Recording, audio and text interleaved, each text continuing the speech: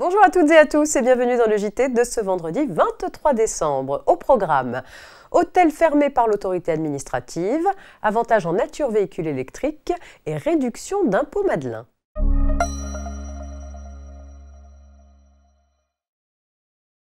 Un hôtel fait l'objet d'une fermeture administrative prononcée par la commune à raison de très graves anomalies de nature à mettre en danger la sécurité des personnes. L'exploitant de l'établissement, locataire de l'immeuble abritant le fonds de commerce, assigne le bailleur en remboursement des loyers payés après la fermeture. Sa demande échoue dans un premier temps, les juges d'appel retenant que le bailleur n'est pas entièrement responsable de la fermeture administrative de l'établissement, une position censurée par la Cour de cassation. En effet, la loi fait obligation au bailleur de délivrer au preneur le local loué et de l'entretenir en état de service à l'usage pour lequel il a été loué. Nul besoin d'une stipulation particulière pour qu'il en soit ainsi. Ainsi, par principe, les travaux prescrits par l'autorité administrative pour rendre le local conforme aux normes de sécurité sont à la charge du bailleur. Seule une clause contraire expresse peut mettre ces travaux à la charge du locataire. Au regard de ces éléments, la demande de remboursement des loyers formée par le locataire devrait être accueillie favorablement par le juge.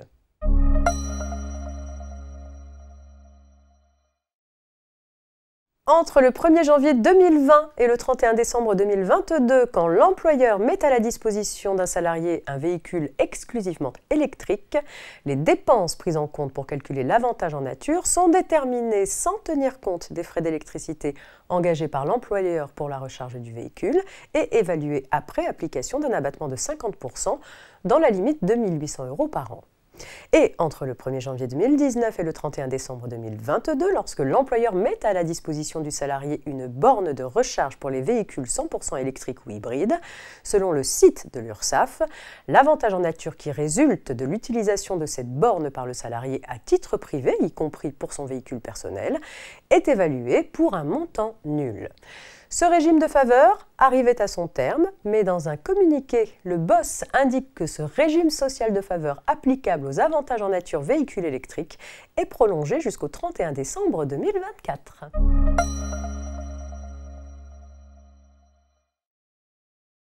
Les particuliers qui souscrivent au capital initial ou aux augmentations de capital d'une PME peuvent, sous certaines conditions, bénéficier d'une réduction d'impôt sur le revenu dite Madelin. Cette souscription peut notamment être réalisée par voie d'incorporation d'une créance détenue en compte courant. Dans cette affaire, un contribuable avait souscrit au capital d'une PME par voie de compensation avec des sommes inscrites au crédit de son compte courant d'associé, ouvert dans les livres de la société. Lors d'un contrôle, le bénéfice de l'avantage fiscal avait été remis en cause, faute pour l'associé de produire à l'appui de sa déclaration de revenus l'état individuel fourni par la société au capital de laquelle il avait souscrit. Le contribuable n'établissait pas non plus que l'augmentation de capital avait été réalisée par abandon des sommes figurant au crédit de son compte courant au 31 décembre de l'année en litige, faute d'une inscription explicite en comptabilité traduisant que ces sommes avaient été incorporées au capital. Par conséquent, il était légitime selon les juges que la réduction d'impôt Madelin ne soit pas accordée.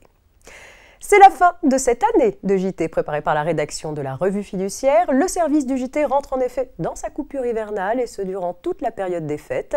L'occasion pour toute la rédaction, l'équipe technique et moi-même de vous remercier de votre fidélité au quotidien tout au long de l'année 2022.